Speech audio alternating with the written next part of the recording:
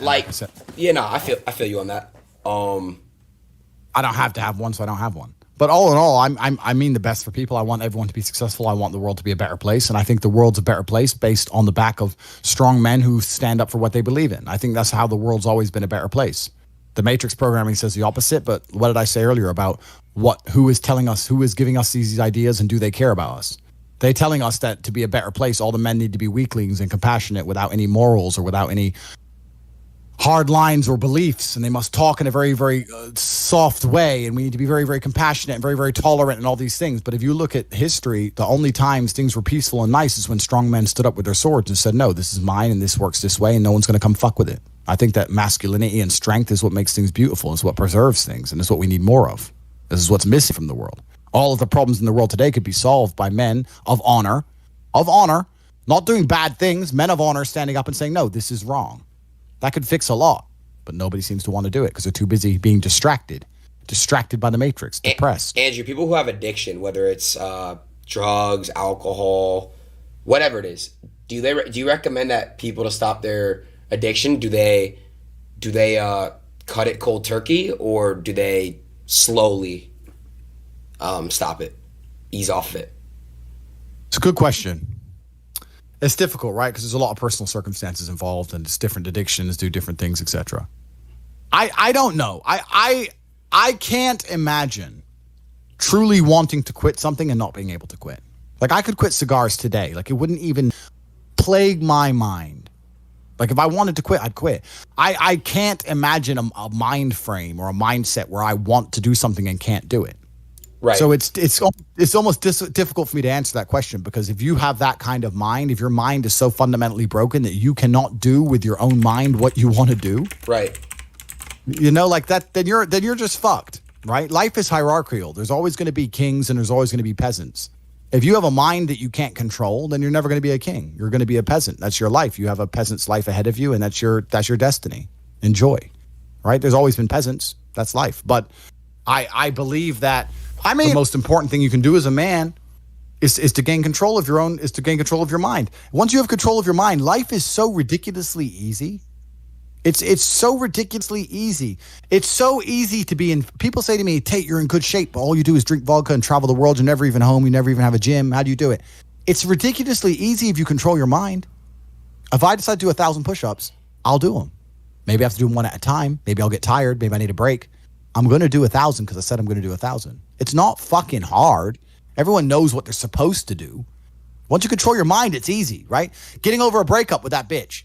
You miss that girl, you're upset, you miss her with all your heart, da-da-da. But once you realize she's gone, if you control your mind, she's gone now. She's gone now, going to miss her. That's a shame. Off to the gym. You either control your mind or you don't. And all of these things stem from the same problem. It's something you can do. It's something that is learned. It's something that is taught. But it's something that I needed to survive. So for me, it's easy, right? It's all I've ever known. Right. But people have life now. They don't need it to survive, so they never develop the skill. That's just how it works. At the end of World War II, when men went to Europe and saw unspeakable horrors at the end of World War II, did they all come home and need therapy, or did they all come home and get back to life? Get back to life. Because everyone was taught to have a mind that they control because they needed it to survive. There's no one else. That's how life worked back then. Now imagine there was a war that big. Imagine the fucking therapy, the fallout, the fucking bullshit. No one would be able to fucking even just go back in. And I'm not saying they didn't see bad things. I'm not saying it's not hard. It's fucking horrible. But that's just how it works. That's life. Like, I've seen shit. Like, we've all had our trauma. You have to get through it. You either let it destroy you or let it build you. Have you ever been in love before? Completely. I believe in love. I believe in love. I believe in men and women being in love. I believe in finding a woman and loving her with all my heart. I'm not going to let her fucking take the piss out of me. I'm not going to let her walk over my standards or my boundaries. I'm a man. I love you with all my heart. And I said, you're not going to the club with your girls. I want to go. Cool. Then we're over. And I will love you while I don't see you. I might still love you a little while, but fuck you. That's the line. You overstepped the line. Goodbye. That's life. I can love a bitch and ignore her texts. Watch me. I can be head over heels in love and still ignore her ass for breaking my rules. Because I set the rules because I'm a man. It's my world. You step into my world. I don't step into your world. You step into my world. You're never going to win 100% of the time. You might love a bitch and lose her. Cool, but you might love a bitch and keep her. If I let her go to the club with her girls all the time, how long is it until she meets a new dude and cheats on me anyway? Sooner or later. You're going to lose her anyway, so why not lose her as a man sticking to your fucking guns instead of losing her 7 months later behind your back? Just stick up for yourself. Stick up for your fucking self. But this is it. But people are so scared of the emotions. That's all it is. No one's going to shoot them in the head. They're scared of the emotions of missing her. You're a full-grown man. You're scared of some emotions. Sit in bed and be sad and fucking play your chess and go to the gym and be sad and lift your weights and be sad for a while and do your shit till you're not sad anymore. The fuck? You're scared of emotions to the point you let a bitch run your fucking life? It's insane. And this is the world we're in today. Everyone's scared. All full-grown men are scared of feeling fucking sad a little bit. It's crazy. Someone said, what hobbies do you do besides obviously go to the gym? By the way, I don't like working out. I hate it. It's a chore that I do every single day for half an hour every single day. It's discipline. Yeah, it's a chore. It's discipline. It's discipline. I don't enjoy that. Things I enjoy driving. I enjoy driving fast cars around. I don't have to obey the laws where I live, so there's no speed limits for me, so I can just race around, do whatever I want. Shut the fuck up. You can just go 200 miles an hour. That's all I do. It's all on my Instagram. It's all on my stories. I race through the city, do whatever I want. So I run it. So I like to race fast cars. And then Conquering Earth. This is my new hobby, is Conquering Earth and freeing minds. I watched the movie The Matrix. I watched Morpheus. And I understood why he goes back inside of the Matrix to free minds. That's what I'm doing. That's what I'm on this podcast for. I don't care if I take one person and I free his mind. That's all. That's my new hobby now. My new hobby now is replicating the mindset, which is going to be capable of resisting the oncoming enslavement of humanity.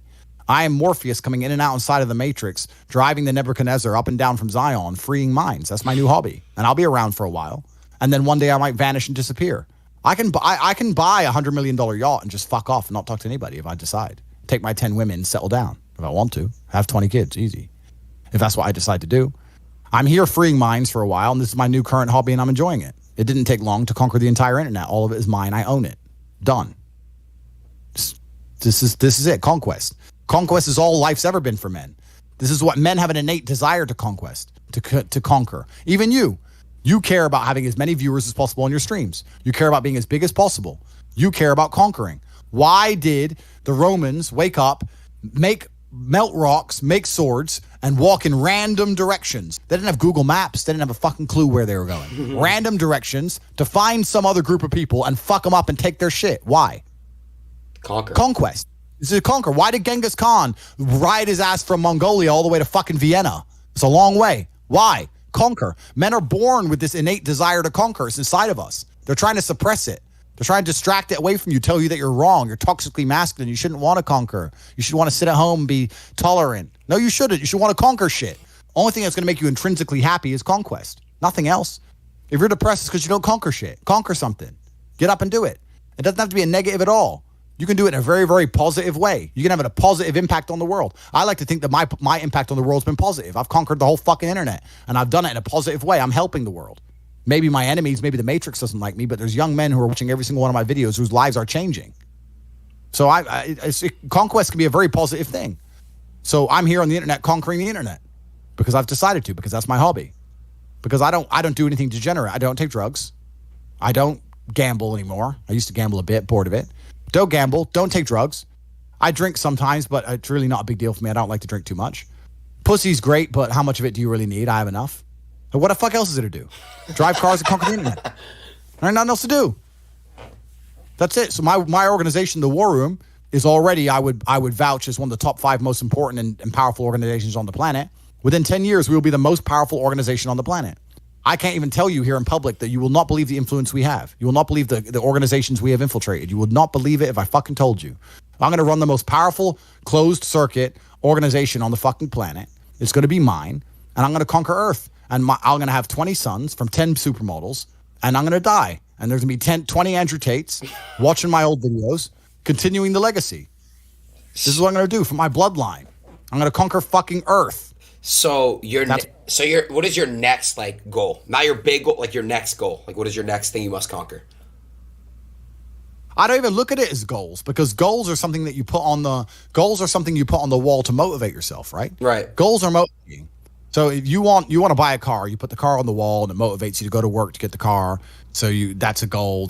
Goals are for motivation. I don't work on motivation. I work on discipline. So I don't have a set goal. I just get up and do what I know I'm supposed to do. I don't work to try and afford that car. I work because I'm supposed to work. And then I can already afford that car and another one and another one and a boat and a plane and a house and another house and a land. And then I just work. I do my work. That is my duty as a man, is my duty to God. I train in the gym. It is my duty to God. I do my duties to God. I fulfill my duty. I'm an old school gentleman of honor and respect. I do what I'm supposed to do. I don't have any particular set goals. Anything I decide to do or want to do, I can do instantly. And if I can't do it instantly, I can do it pretty fucking quickly. I don't need goals in that old traditional sense. I do what I'm supposed to do. Wow. It's not a matter of how I feel or how I'm motivated. If I was depressed, it's impossible, but if I was depressed, my life would be, and the day-to-day activities would be exactly the same as if I was ecstatically happy. You wouldn't be able to see a difference. I'd be up at the same time. I'd be in the gym the same. I'd be doing the same shit. Those are my duties my duties to God. How I feel has nothing to do with it. Completely unrelated. How I feel is unrelated to my duties to God. They don't change based on how I feel. They're the same. And they will be completed because I refuse to fail God or my bloodline. That's amazing. I'm telling you. There's how many people in this stream? 188,000, 168,000, whatever. You could take 150,000 of these people and travel back in time and stand them in front of their ancestors. And their ancestors who fought fucking saber-toothed tigers or escaped the Mongol hordes or managed to dodge bombs in the Second World War. All the shit they went through just for this fucking cretin to be born. And to look at him. Look at who he is, listen to his life story, listen to what he does on a day-to-day basis, and they would feel nothing but fucking shame. Your ancestors did all that shit, all that struggling to survive, hunting and gathering, fucking avoiding enemies, anything it took, dying at age 30 from a tooth infection, all the crap they went through just for you to be born so you could smoke weed and jack off. That's what your ancestors died for. That's what they worked so hard for. That's who you are. That's the end of your fucking bloodline? Do you feel no shame? It's fucking shameful. My ancestors will look at me and think everything we went through was fucking worth it. Your ancestors will look at, most of these people, their ancestors look at them and feel nothing but fucking disgust. It's true. It's fucking true. It's disgusting. And they should look in the mirror, look deep in their own eyes and say, yes, I'm fucking disgusting. I can change this. That's the beauty about being a man. If you're disgusting, you can change it. That's the beauty. There's nothing stopping you changing it. You're right. But you must accept it. You must accept it first. Most of these people, what they do is they hang around with other disgusting people, and then they're a little group of disgusting people, and they think, well, I'm not disgusting. Everyone's disgusting, and this is normal, and it's normal to be a fucking jerk off. Not in my world, it isn't. This is when I was making jokes earlier about predators and prey. In my world, I'm in a world of predators. It's not normal to be a fucking jerk off in my world. Damn. There are duties that men must fulfill, whether to God or to your bloodline. But this is a genuine honest. I'll say this now. Of those 150,000 people, I guarantee even their fucking living relatives, their living parents aren't even proud of them. It's like, the fuck? Your own father's ashamed of you. And you don't even feel fucking motivated to do shit. Chad, y'all think that's true? It's a fucking shame. If you were to go and look your father in the eye and said, you know what, I could have been a UFC champion. I could have been a multimillionaire. I could have been a race car driver. I could have been a fucking nuclear physicist. Could have done all these things, but I was busy on Pornhub. You think he's going to be proud of you? Fuck no. Fuck no. And there's men here who will deny it, right? There's men who will go, no, no, no, no. But those are the ones who are most lost. It's the denial that's going to hold you back the most. The people who go, yes, I'm wasting my potential. Those are the ones who have potential. The ones who stand up and go, I am wasting my potential. I could be anything and I am not that yet. They have a chance. The men who go, well, no, actually, I'm fine. They're fucked. They're inside the matrix, fully slave-minded. They're a waste of time. Damn. But if you sit there and go, you know what? Yeah, I am wasting my potential. Yes, I can be more than I am. Even if I'm already great, I can be better. As good as I am, I still push myself to the limit every single fucking day. I have every single thing a man could possibly want. I'm still pushing myself.